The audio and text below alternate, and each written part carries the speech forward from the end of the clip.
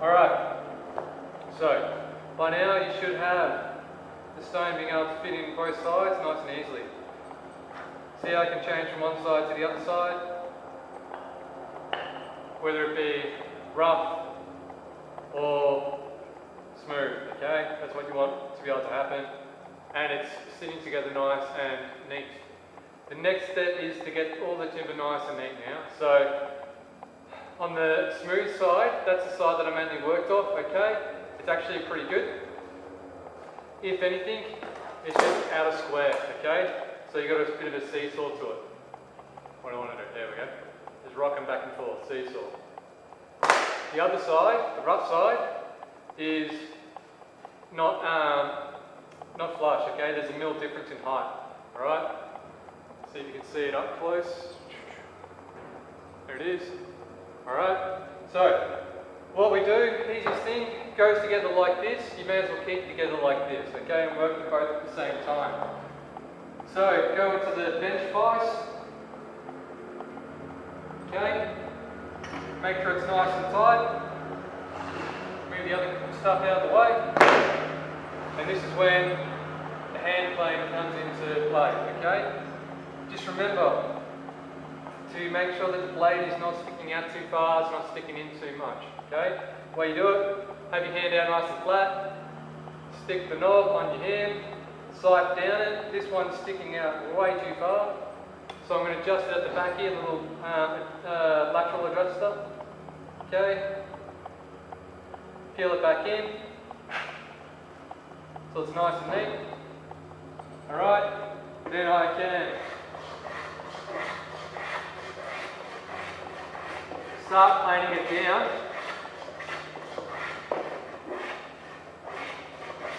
So they're nice and flush.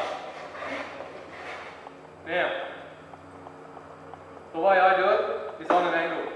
I find it's easier to cut into something starting with a little bit than going to a bit more, okay?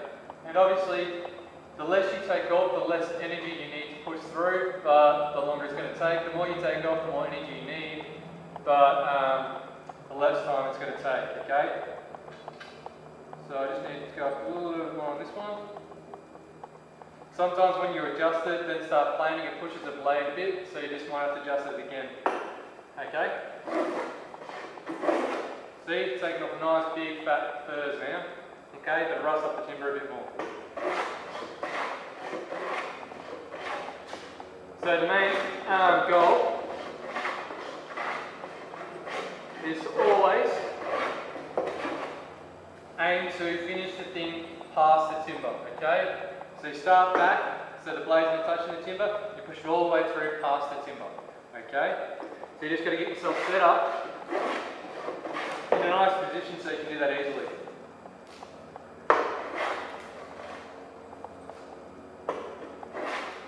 Sometimes you don't clear it up. Some of the sandpaper, the part that you just took off, sticks underneath, okay? And then you just slide. So you just got to make sure every so often you just clean up the blade so it's all nice and clear. See, sliding because of that there. Right, taking up a little bit too much.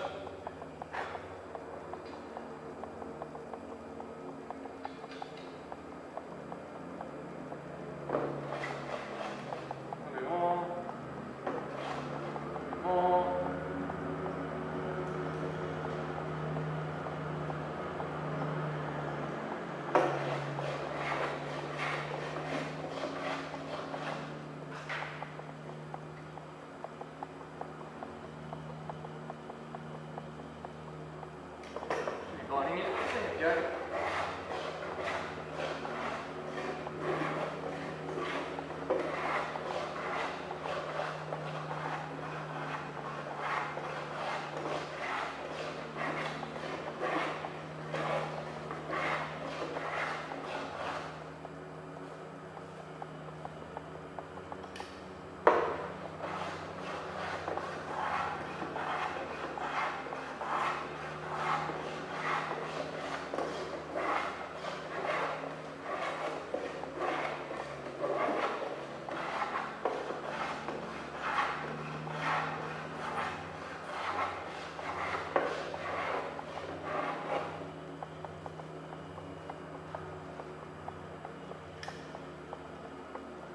you're going to clear it out, go from the bottom and up, because if you go this way, you're going to be playing it off your hand.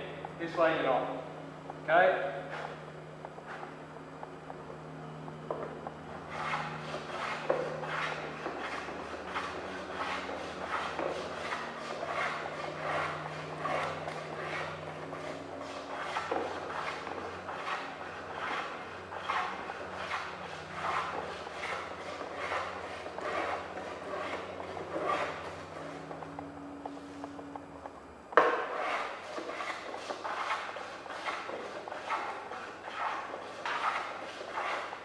Okay. Not bad. What I've done is I've planed down the other side as well to make it nice and smooth. So now I've got two smooth sides. Looking at it, I've gone more on this side than I have on this side, so I'm just going to plane this side a bit to bring it back down to make it more level.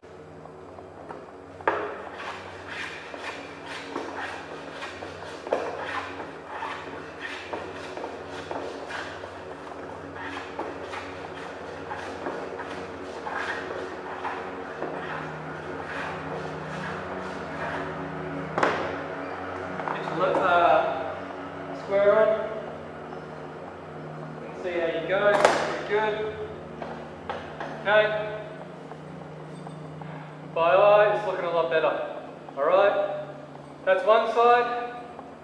Open it up. It's going to look the same on the inside, which it does. Now I'm going to do the same on the other plane side. I can see it's got the written stuff there.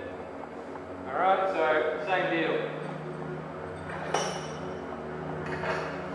This time though, I'm going to make sure I focus on it all the way around. So I'm not going to just go one, then the other. I'm going to go 1, 2, back and forth, okay? All the way through all the time, okay?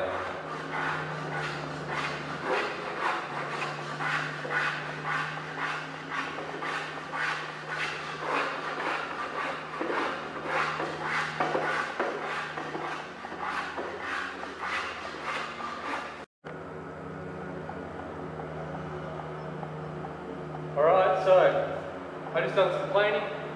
I've got them all pretty flush on both sides now, okay? The ends are alright, I'm not going to worry too much about them. The tops are looking a bit ugly, so I might give them a bit of a plane down to make them look nice and pretty. You'll find when you plane, okay, that it starts to rip up timber one way, but it cuts nice and easily the other way. So always go the way that cuts nice and neat, yes? So it makes life easy for yourself. Once we've done all that, we're going to create a little bevel edge around it, but not a huge one. Bevel edge means a 45 degree off the edges, so it's not so rough, you won't get as many splinters. Alright, so I'll show you with the top what I'm going to do. Take it off, put it in. Okay, I think it's going to be nice and easy going that way across. If not, I'm just going to flip it around the other way, because I like to stand on this side. There's a knot over here, so it's going to be a bit of a pain in the butt, but you know, we'll just work it and see what happens.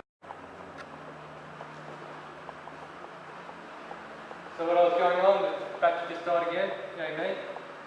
The knots at this end, a bit hard to get through, so that's where a branch is coming out. It's a bit very dense, so sometimes it's better to just do a couple of passes over there to knock it down to the level that you're going to go over there. So a couple of passes, a little bit in, and then you do your whole one all the way across, okay? A couple of passes, all the way across. Make sure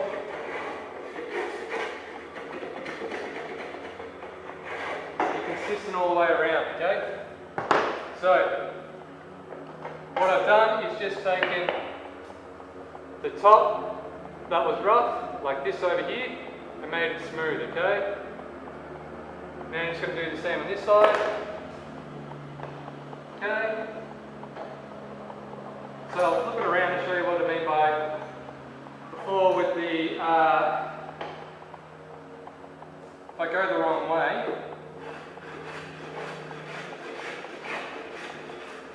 no, it's not doing it, okay?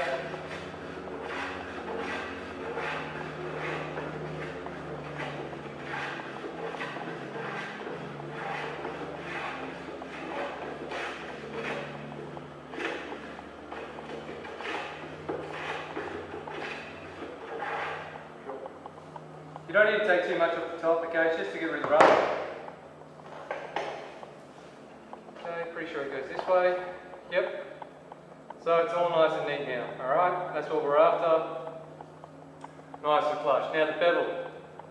Okay, so right now it looks like a big square rectangle, okay? A square block, a rectangle.